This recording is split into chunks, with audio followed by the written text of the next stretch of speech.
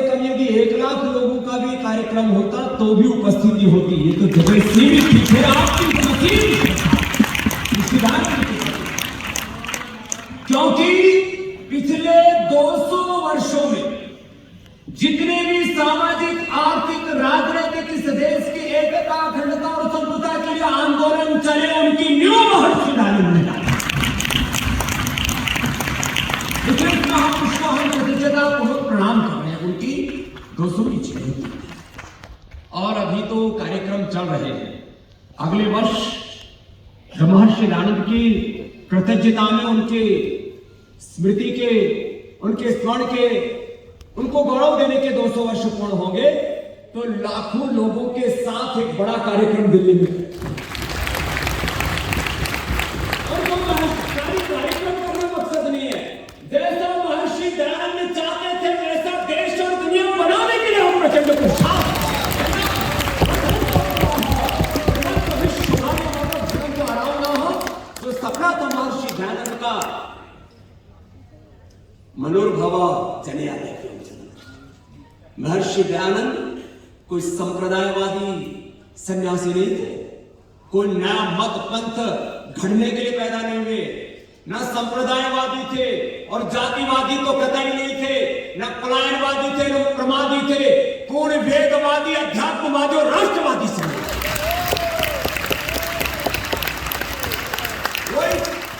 देश की एकता, अखंडता और संप्रभुता के लिए, देश की आजादी के लिए दीनहीन, दुखी, दरिद्र, जिनको अछूत कहकर के, शूद्र कहकर के अपमानित किया जाता था, इस देश में महर्षि दयानंद से पहले भी महापुरुषों ने यज्ञ को पुरुषार्थ किया।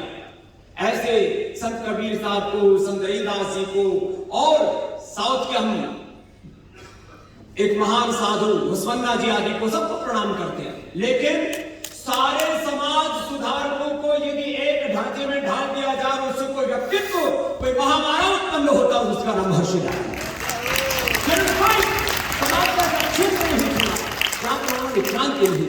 लोग कहते थे स्त्री सूत्र बड़ा दिया था, ये ना कोई वेद वाक्य है, ना किसी महापुरुष का वाक्य है, ये कुछ लोगों ने अपनी भ्रास निकालने के लिए महर्षि दयानंद ने एक बात कही। इस देश का दुर्भाग्य रहा, जो संस्कृत में लिखा उसको संस्कृति मान लिया। ये किसी महापुरुष का वचन नहीं था। स्त्री सूत्रों ना दिए दाम के विरुद्ध जाकर के स्त्री और शूद्रों को वेद किसी ने पढ़ाया तो महर्षि दयानंद। मात्र वेद की बात नहीं, समानता का दर्जा दिया। आज समानता की बात चारों ओर गूंज रही है, लेकिन मात्र स्त्री और शूद्र की बात नहीं। सब मनुष्य एक ईश्वर की संतान है, सब मनुष्य में एक समान आत्मा है, चाहे वो ब्राह्मण, क्षत्रिय, वैश्य, शूद्र, दलित, आदिवासी, वनवासी, पूरा विश्व का कोई भी व्यक्ति है, सब एक ईश्वर की संतान है। ये उद्घोष करने वाले हैं, कोई भेदभाव नहीं। सारे भेदभाव की दीवारें जिन्होंने ढा दी, पूरी मानवता को एक सूत्र में बांधा और वेदों की ओर अपनी जड़ों से जोड़ने का बहुत बड़ा प्रचंड पुरुषार्थ किसी महापुरुष ने किया तो महर्षि दयानंद। पराधीन भारत में आज कोई कुरान की, चाहे उनकी गलत व्याख्या हो या उनके जो भी कुछ हो, भाई इसमें ज्यादा हम बोलना नहीं चाहते, हमारे धनखड़ जी के ऊपर कोई समस्या ना आ जाए, लेकिन कुरान की घंटियों को भी महर्षि दयानंद ने मुगलों के राज में खोल बाइबिल के जो भी घंटियां थी, जो उनकी गलत व्याख्याएं कर रहे थे, या उसको जो भी कहो, सत्यार्थ प्रकाश में उन्होंने साहस पूर्वक अंग्रेजों के राज में भी जो कुछ बाइबिल के अंदर या बाइबिल की व्याख्याओं के अंदर गलत देखा हुआ था, समाज के सामने रखा। और तमाम मत संप्रदायों में जिस समाज में पैदा हुआ, खुद एक ब्राह्मण परिवार में पैदा होकर के किसी एक जाति विशेष ने भी पाखंड किया तो उसके ऊपर भी प्रहार करने का साहस नहीं किया। कोई उन्होंने इस मामले में सत्य के साथ कोई समझौता नहीं किया।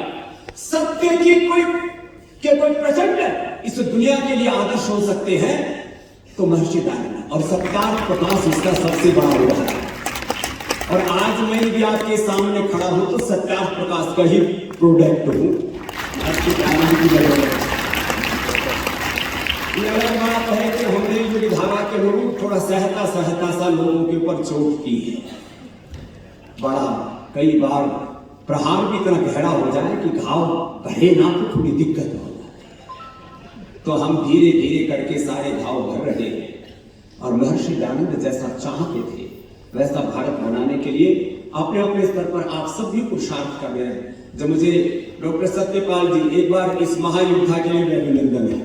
जब पुलिस के तब भी ऐसे झंडे गाड़ते थे, मुंबई में पहुंचे तो भी झंडे गाड़ते रहे और अपनी सत्य फाउंडेशन के द्वारा झंडे गाड़ी रहे।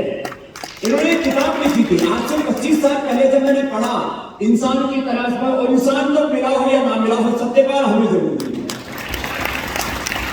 ये भी इंसान की तलाश था। और आज भारत की संसद में भारत और भारतीयता के वेदों के स्वर के उद्गाता के रूप में, महर्षि दयानंद के शिष्य के रूप में पूज्य स्वामी हमारे सुमेधानंद जी और हमारे डॉक्टर सत्यपाल जी का एक बार जोरदार अभिनंदन है। हमारे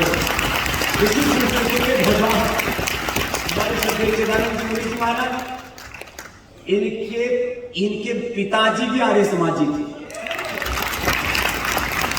हमारे पूज्य स्वामी अवधेशानंद जी महाराज जो हमारे अखाड़ों के बहुत बड़े महापुरुष हैं और जो अखाड़ा के आचार्य मोहम्मद से उनके पिताजी भी आर्य समाजी थे। श्री श्री रविशंकर जी भी आर्य समाज से ही निकले और तब जाकर के कुछ तर्क और कुछ विवेक उनके अंदर जागृत हुआ। आज जो है जितने भी महापुरुष हैं कौन किसका नाम ले, आज इस देश के जो सबसे बड़े हम सब के आशा और विश्वास के प्रतीक हैं हमारे श्रद्धेय मोदी जी भी महर्षि दयानंद के विचारों को जीते। हमारे अमित शाह कौन दुनिया में कोई भी प्रगतिशील विचारों का व्यक्ति होगा वो महर्षि दयानंद से प्रभावित और प्रकाशित लीडर है।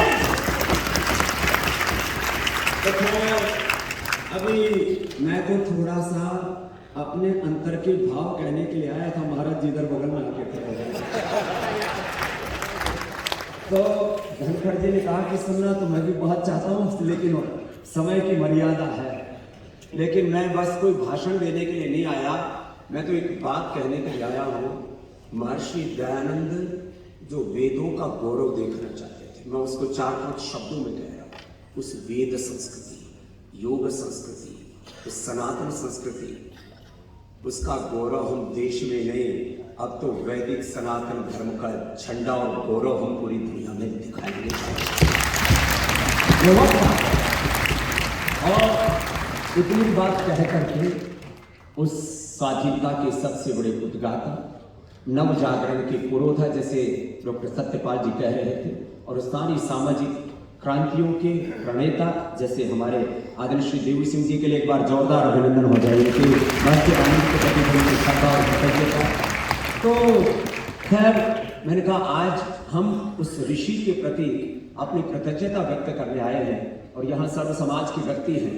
और इस समय जो भी लोग अज्ञान के आग्रहों के दुराग्रहों के वशीभूत होकर के सत्य सनातन वैदिक धर्म पर जो लांछन लगाते हैं, एक बार कोई महर्षि दयानंद को पढ़ लेगा तो वो कम्युनिस्ट भी आर्य समाजी बन जाएगा। पूरी दुनिया में बुद्धि का आतंकवाद फैलाते हैं कुछ ऐसे खड़ूस लोग, वो एक बार महर्षि दयानंद को पढ़ ले तो वो हमारे वैदिक धर्म पर, सनातन धर्म पर सभी लांछन लगाना बंद कर देगा। मैं आपको एक सीधी ऐसा एक महान महामानव हमारी एक बहुत बड़ी प्रेरणा है। बस मैं अधिक ना कह करके उस महर्षि दयानंद का सुबह उठते ही, देखो भाई हम तो एक ही बात सोचते हैं, हमारा जन्म महर्षि दयानंद के और वेदों के ऋषियों के पद चिन्हों पर चलने के लिए हुआ है। इसमें लाख मुसीबत आए, अपने पद पर ढेर मार्ग पर चले, वीर के पीछे अपना निहारो। और महर्षि दयानंद ने तो जी करके दिखाया। यद्यपि प्रसंग आज महर्षि दयानंद की कृतज्ञता का है, तो मैं तो एक वाक्य बोल करके, देखा न कोई दूजा ऋषिवर महान जैसा, एक और सारी दुनिया, एक और वो अकेला, कुछ कुछ साथ में नहीं था चेली न कोई चेला, दुनिया के हर सितम को मर्दानगी से झेला, हरदम रहा अड़ाओ सुदृढ़ चट्टान जैसा, देखा न कोई दूजा ऋषिवर महान जैसा। एक और साथ सुनो, एक और तो अकेला और क्या क्या सुनो। ये नहीं कहा कि मेरी पूजा करना, जड़ता का तुम घोर विरोध करते रहे। ये तुम समाधि मेरी नहीं बनाना, मेरे तन की राख लेकर खेतों में जा गिराना, वेदों के पथ पर चलना, संसार को चलाना, उपकार करते जाना, बन जाए श्याम जीवन ऋषिवर महान जैसा। बोलो महर्षि देव दयानंद की।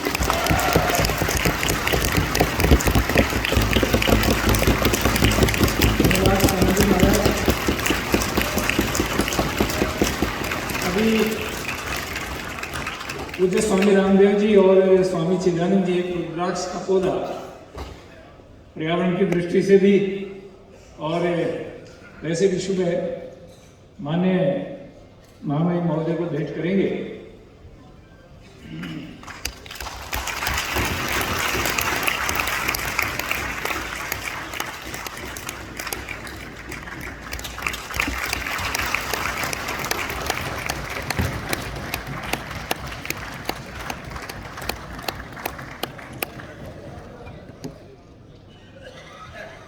अब मैं माननीय उपराष्ट्रपति महोदय से निवेदन करूंगा कि आप उपस्थित सभी सज्जनों का संबोधित करें। माननीय उपराष्ट्रपति महोदय, इसके बाद में हम फिर राष्ट्रगान करेंगे।